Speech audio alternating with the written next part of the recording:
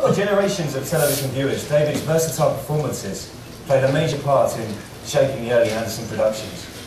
Some of David's various Anderson highlights include playing both a monkey and a seal, and helped to give life to no fewer than 4 of the main cast of Thunderbirds. Not to mention a wide variety of notable guest roles in between. Welcome to TV21, David. Thank you very much.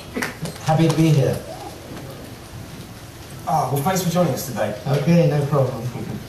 Can you tell us how you first got into acting? Well, a long time ago, when I was at school, I always wanted to read the poem or be in the school play, or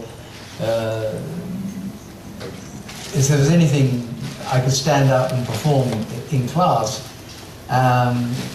Because of my background, acting was rather frowned upon in my family, so I had to have there was a bit of a struggle before I managed to break out.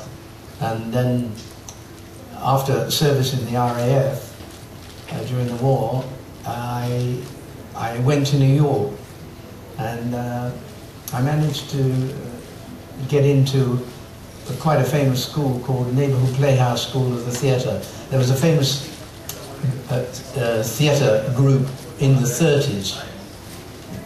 I'm sure most of you haven't heard of it, called the Group Theatre, and it produced a lot of great people in the New York theatre, like Clifford Odets, and one of the guys who was in the Group Theatre, called Sandy Meisner, started this school. So then that's where I sort of learned my craft. I mean, America's famous for the method, which is a kind of technique of acting which is a bit alien to the British way of working, which is much more instinctive. You know, you learn the lines and you do it. Great. You first came into contact with Jerry filming an episode of Martin Kane, Private Investigator. That's right.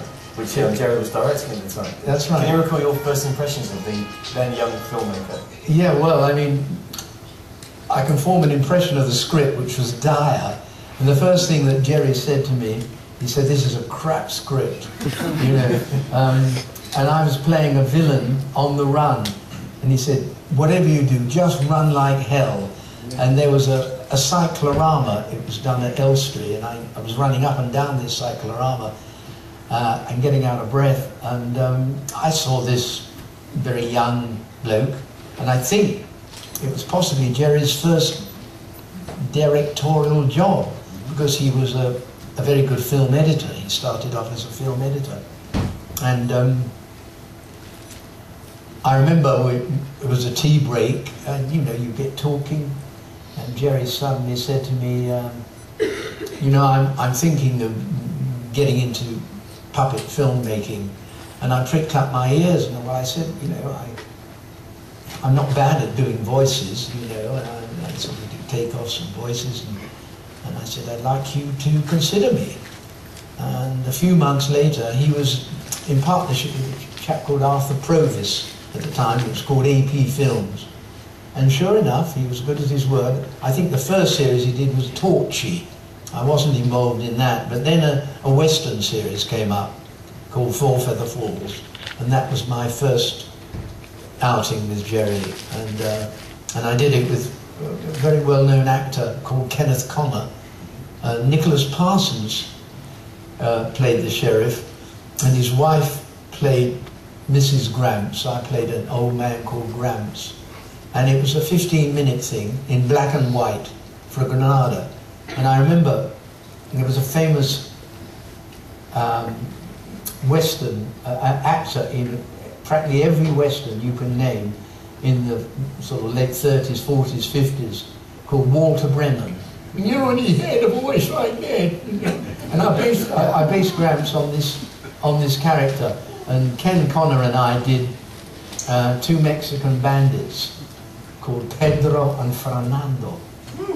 So, and then, well, the rest is history, which I'll come on to, but that was the first series I did, and it led to many other things culminating in the great Thunderbird series.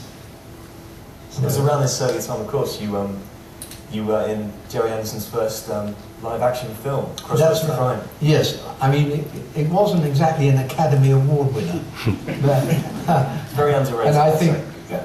but you know, like everything, you start off with a script. The script needed a lot to be desired, and as for budget, well, there wasn't one.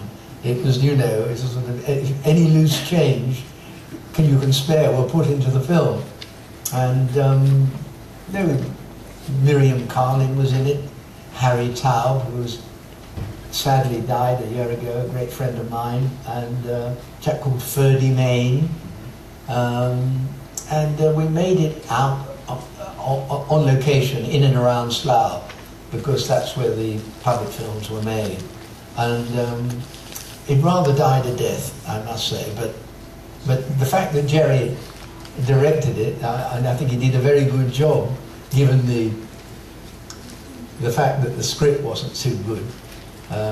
But anyone that loves Gerry's work will always remember the film, I think.